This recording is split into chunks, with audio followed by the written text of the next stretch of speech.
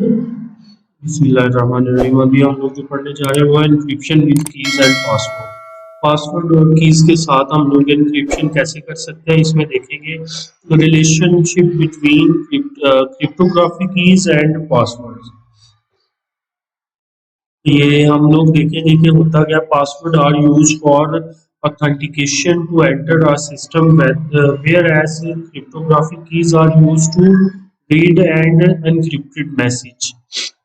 हमारे पास कोई भी पासवर्ड जो है ये एक ऐसा कोड होता है, एक ऐसा कॉन्फिडेंशियल कोड है जो हमने सिर्फ और सिर्फ ऑथेंटिक पर्सन को ही देना होता है। उसके अलावा उस कोड तक कोई और सेकंड पर्सन उस तक एक्सेस नहीं रख सकता। तो पासवर्ड जो है ये हमारे पास एक तरह से इंक्रिप्शन के लिए ही यूज होता है। उसके बाद हम लोग देखेंगे so with respect to computer security की, कंप्यूटर की जो सिक्योरिटी के लिए हम लोग एक की भी यूज करते हैं is not synonymous with password. ये जो की होती है ये पासवर्ड जैसी नहीं होती। की के अंदर हम लोग कोई 4 डिजिट्स भी डाल सकते हैं। पासवर्ड जो है ये मिनिमम जो है वो 8 लेटर्स का होता है। तो की के अंदर हम लोग 4 लेटर्स भी रख सकते हैं, 2 भी रख सकते हैं, 1 भी रख सकते हैं, 3 भी रख सकते हैं। वो स्पेसिफिक वो हर एक का अपना एक मेथड होता है, वो 2 रखे, 3 रखे, 4 रखे। पासवर्ड जो है वो मिनिमम 8 लेटर्स होते हैं और लास्ट भी होते हैं इसमें। और आगे क्या है,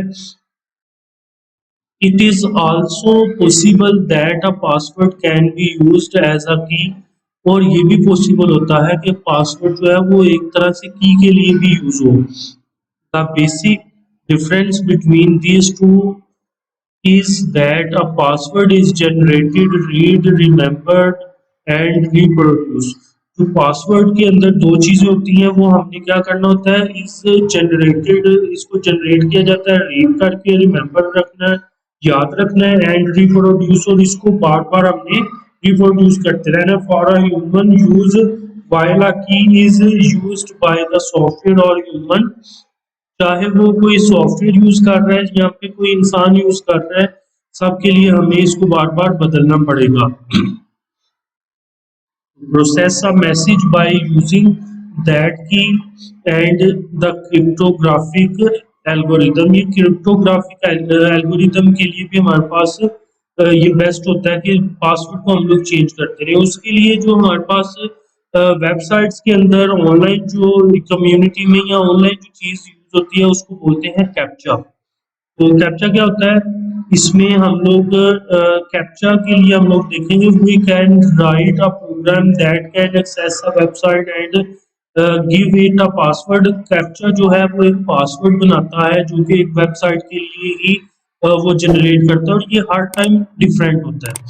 it can be use to hack a password if the program keeps trying different password for long time. अगर तो वो पासवर्ड जो है वो बार बार डिफरेंट लिखा जाएगा तो वो डिफरेंटली लॉन्ग टाइम के लिए वो डिफरेंट पासवर्ड को ट्राई करने के लिए, मतलब ये 3 मरतबा भी एक प्रोग्राम में आ सकता है, 4 मरतबा भी आ सकता है, 10 मरतबा भी आ सकता है। Moreover a program can also add unnecessary data by filling a form again and again. अगर कोई बंदा वेबसाइट पे ऑनलाइन जाके 4 से 5 मरतबा या अगेन अगेन वो सेम अननेसेसरी डाटा को फिल अप कर रहा है, फॉर्म को फिल अप कर रहा है, तो ये वहां पर भी आता होता है। To avoid this situation, only humans are also allowed to use a system instead of a computer program.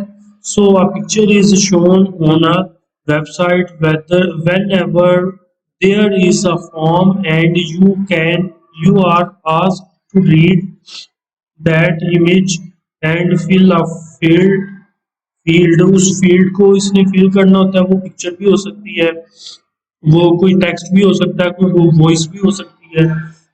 The image contain text और irregular form which is readable for human but not easy for a machine. ये captcha जो है ये ऐसी machine है, ऐसा एक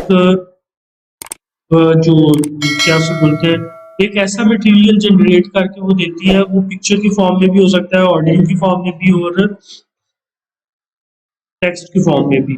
तो ये उनको जनरेट करती है, जो कि इंसान इजीली पढ़ के समझ सकता है, मगर मशीन के लिए वो एक तरह से कोड होता है, तो उसको समझना मुश्किल हो जाता है, जिसकी वजह से इसमें हमारे पास वो कैप्चा इजीली इंसान एक ह्यूमन जो है वो यूज कर सकता है। सो some server computer store key on our computers when we access them first time।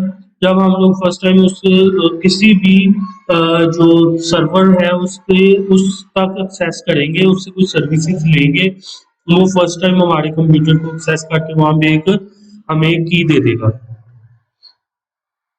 For later use, the same key is used on our behalf, but without any action from outsider। Outsider होंगे वो, अगर उनको हमारी वो की का पता है तो वो भी उस की के थ्रू उस सर्वर से सर्विसेज ले सकते हैं हमारे ही बिहाफ पे। और अगर उनको वो पासवर्ड, अगर वो जो की होती है वो दूसरे बंदे को, किसी और को नहीं पता, कोई आउटसाइडर आ रहा है हमारी वो की यूज कर रहा है, वो उसको एक्सेस कर रहा है, तो उसके लिए वो बेस्ट होगा। यहाँ पे है आगे characteristics of a good password. यहाँ पर हम लोग ये कैरेक्टरिस्टिक्स पढ़ेंगे कि a good password should be difficult to guess और चेक। एक जो पासवर्ड होता है उसको गेस करना और चेक करना बहुत मुश्किल होता है। It helps to prevent unauthorised people from accessing fields programs. और इसकी जो फाइल्स और प्रोग्राम्स होते हैं ये कोई अनऑथराइज्ड पर्सन नहीं चेक कर सकता। And other resources a good password, और एक गुड पासवर्ड को इजीली हम लोग, क्या होता है गुड पासवर्ड होता क्या है ये देखते हैं। It is at least 8 characters होंगे, 8 इंचों तक लंबा होता है। लाजमी नहीं कि ये मतलब मिनिमम 8 इंच होने चाहिए। Does not contain your name, real name, kids name और कंपनी नेम। ये ना तो किसी बच्चे का नाम हो, ना ही आपकी कंपनी का नाम हो, ना ही आपका अपना नाम हो, ना किसी और नाम पे हो। ये सिंपली कोई भी कैरेक्टर्स हो सकते हैं। Does not contain a complete word, ये एक मुकम्मल वर्ड नहीं होना चाहिए। It is significantly different from previous password, और आपका अगर पिछला पासवर्ड क्रैक हो गया या हैक हो गया तो वो आप ऐसा पासवर्ड लगाएं जो पहले से बिल्कुल मुख्तलिफ हो। Contain upper letters, lower letters, numbers and symbols. ये सारी तरह के जो टाइप कैरेक्टर्स हैं इनको हमने यूज करके तब हमारा एक अच्छा पासवर्ड बनता है। तो आज तक के लिए इतना ही। अगर आपको कुछ समझ ना आया हो वीडियो को रिवाइंड करके देखिए, कुछ पूछना हो तो आप अपने कमेंट बॉक्स में पूछ सकते हैं। और और ये लाजमी बताइएगा कि आपको वीडियो कैसी लगी। और अभी तक के लिए अल्लाह हाफिज़, मिलते हैं हम नेक्स्ट वीडियो में।